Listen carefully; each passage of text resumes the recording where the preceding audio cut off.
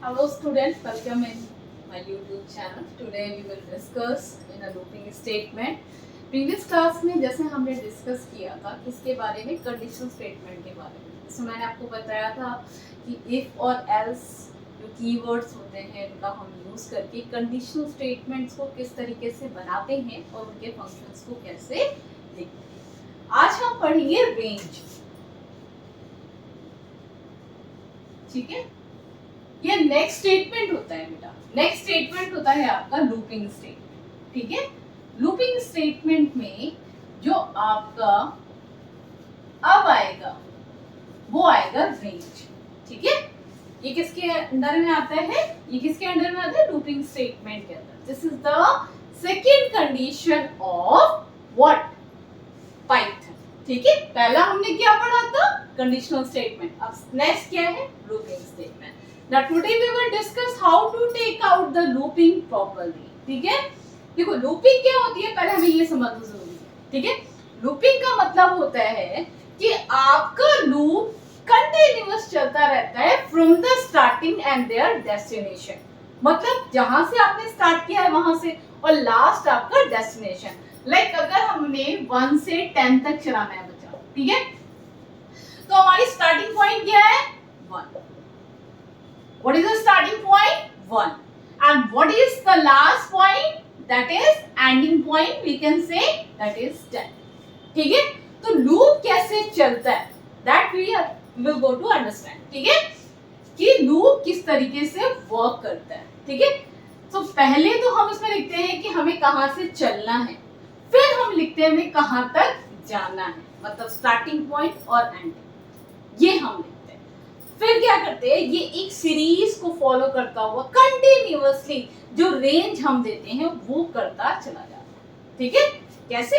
देखिए, जो ये एंडिंग पॉइंट होता है बेटा, ये चलता है आपका n-1 तक। What is the mean of n-1?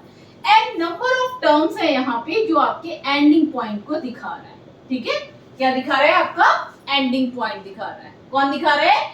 n दिखा रहा है। n-1 यानी यहाँ पे एंडिंग पॉइंट हमने क्या लिया था? 10 लिया था।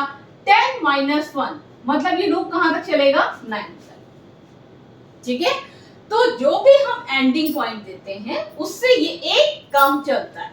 ये हमें समझने वाली बात है। मतलब अगर हमने 10 दिया है तो ये कहां तक चलेगा? 9 तक चलेगा। If I will write over here 9, सो 8 तक चलेगा।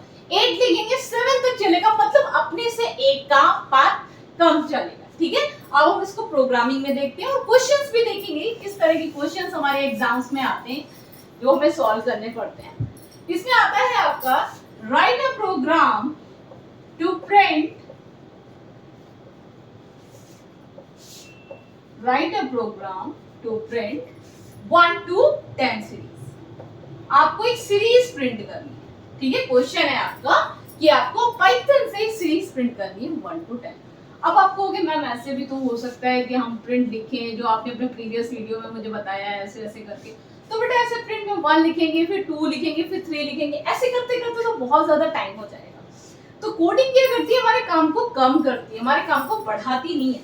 तो हम कैसे करते हैं इसको, ये हम देखेंगे। क्वेश्चन आपने देख लिया होगा, अब हम इसको सॉल्व करते हैं। इसके लिए क्या लगाते हैं? सबसे पहली चीज हम यहाँ पे एक वेरिएबल डिक्लेयर करें।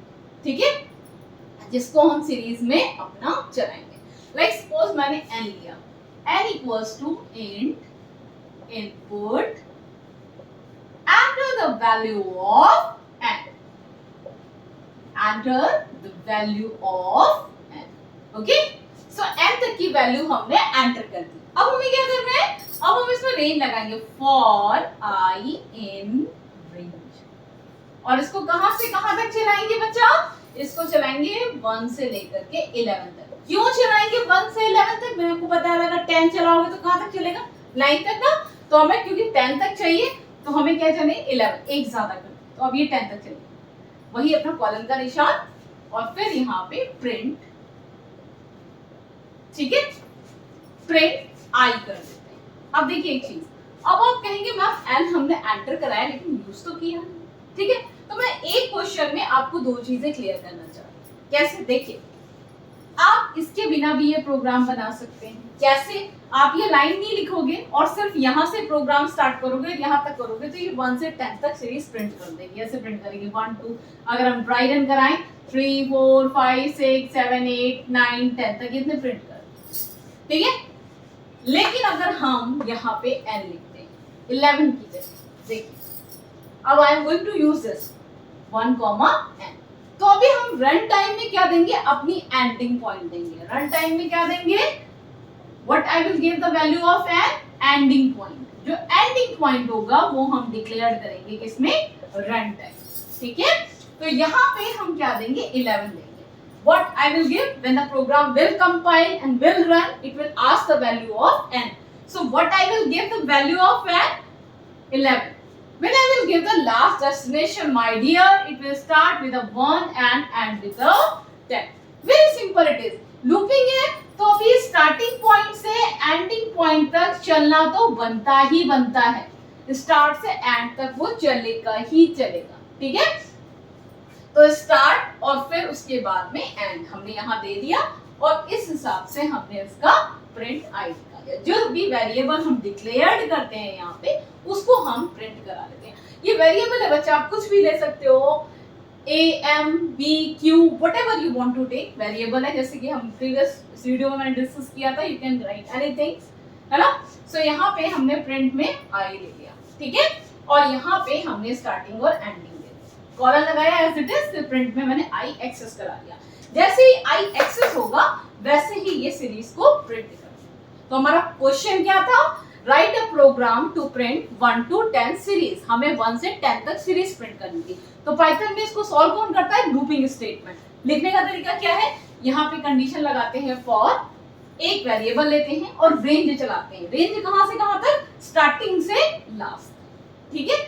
अगर हमारा 1 to 10 प्रिंट होना है तो 1 से 11 लेंगे, क्योंकि हमने बताया आपको n-1 तक प्रिंट होता है, तो 1 से 11 लेंगे और यहाँ पे प्रिंट आई कर। अब मैंने आपको बताया कि आप बिना n के भी चला सकते हैं, यहाँ 11 लिख के, और अगर आपको n लेना है यानी रन टाइम में वैल्यू आपको देनी है तो यहाँ पे n ले लीजिए। सो सिंपल, आप डायरेक्ट भी चला सकते हैं और रन टाइम पे भी एग्जीक्यूट करके इसको चला सकते हैं, इसकी वैल्यू दे सकते हैं, तो ये सेम प्रोग्राम को रन करेगा। तो अभी यहाँ समझने वाली बात क्या है? यहाँ समझने वाली बात आपको ये है कि लूपिंग स्टेटमेंट जो होता है बेटा, वो आपको एक सीरीज वाइज नंबर्स प्रिंट कराता है। जैसे 1 से 10 है, 1 से 11 है, 1 से 100 है, 1 से 1 लाख है। ये एक सीरीज वाइज नंबर जो है आपका प्रिंट कराता है। Let us suppose in numbers के बीच में कोई गैप हो तो हम कैसे प्रिंट कराएंगे, ठीक है। फिर हम उस कंडीशन में क्या करेंगे वो भी हम देखते हैं, ठीक है। लेट अस सपोज ये तो सीरीज थी, हमने स्टार्टिंग दी, एंडिंग दी। अब मुझे प्रिंट कराना है, पहले मैं आपको आउटपुट दिखाऊंगी ताकि आप समझ जाएं कि क्या करना है। अब मुझे प्रिंट कराना है बेटा 1, ठीक है, 1 के बाद 3 एंड 3 के बाद 5। अब देखिए this is not going to be a series, ये एक सीरीज नहीं है, ये एक नंबर्स हैं तो आ रहे हैं, ठीक है। तो हम इस तरह के नंबर्स को मुझे प्रिंट कराना है, तो मैं उस कंडीशन में भी क्या करूंगी? Again for I in range, जैसे लगाते हैं, स्टार्ट कहां से हो रहे हैं? 1 से, खत्म कहां हो रहे हैं? 7 पे, तो एक ज्यादा यानी 8, क्योंकि अगर 7 दे देंगे तो 7 तक चलेगा ही, 6 पे ही खत्म हो जाएगा, तो हमारा 7 प्रिंट नहीं होगा। इसलिए हमने क्या दिया? 1,8। अब हम क्या कर रहे हैं? 1,8 हमने दिया, जस्ट अ मिनट, 1,8 हमने दिया और उसके बाद अब हम क्वेश्चंस को बहुत ध्यान से देखेंगे। क्वेश्चंस को देख के हमने ये समझा कि क्वेश्चंस के बीच क्या है? 2 नंबर्स का गैप। क्वेश्चंस के बीच क्या है? 2 नंबर्स का गैप है। जैसे कि यहाँ पे आपका गैप कितने का आया है? 1 से 3 के बीच में 2 का गैप, 3 से 5 के बीच में 2 का गैप है, 5 से 7 के बीच में 2 का गैप। तो हम पहले गैप को काउंट करेंगे। 1,8 यानी स्टार्टिंग और एंडिंग तो हम लिखेंगे। अब हम गैप यहाँ पे लिखेंगे। यहाँ पे होता है स्टेप, कितने स्टेप आगे चल के आपको नंबर देना है। तो यहाँ क्योंकि ये 2 स्टेप है तो हम ये क्या लिखते हैं? 2 लिख देते हैं और फिर कॉलम को एज इट इज लगा देते हैं। जो भी स्टेप है आपका वो लिख दिया, फिर कॉलम को एज इट इज लगा दिया, फिर print same as print I. समझ में आया? देखो कितना सिंपल है। अब ये क्या होगा? 1 से स्टार्ट होगा और फिर 2 स्टेप चलेगा। 1 के बाद ये 2 नहीं चलेगा, 2 स्टेप आगे चलेगा। 1 के बाद 2 स्टेप क्या होंगे? पहला स्टेप होगा 1 ऐसे, और नेक्स्ट स्टेप क्या होगा? 2, और क्योंकि 2 स्टेप चलेगा इसका मतलब एक स्टेप तो ये हो गया, ठीक है। फिर नेक्स्ट स्टेप कितना आया, 2 आया। नेक्स्ट स्टेप इसका, अब ये 2 स्टेप हो चुके ना, तो अब क्या प्रिंट होगा, 3। 2 स्टेप चलने के बाद जो आइटम हो वो प्रिंट कर दो, तो 2 स्टेप चलने के बाद हमारे पास क्या आ जाता है, 3। अब 3 के बाद हम नेक्स्ट चलते हैं, 1 स्टेप तो 3 हो गया, 4 क्या हो गया, नेक्स्ट स्टेप हो गया, 2 स्टेप चलने के बाद क्या आएगा, 5, तो हमने 5। इसी तरीके से हम स्टेप को चलाते रहते हैं और लूप चलता रहता है। मतलब कहने, अगर मोटी मोटी बात हम समझे तो ये हमारा डिफरेंस होता है, जो नंबर्स के बीच का क्या होता है, डिफरेंस होता है। जो भी नंबर्स के बीच का डिफरेंस होगा वो हम यहाँ पे लिख देंगे, ठीक है। तो I hope you understand all the things, और अगर कोई भी प्रॉब्लम हो तो आप मुझे कमेंट बॉक्स में लिख सकते हैं, सो मैं आपको अच्छे से समझा दूँ। Thank you.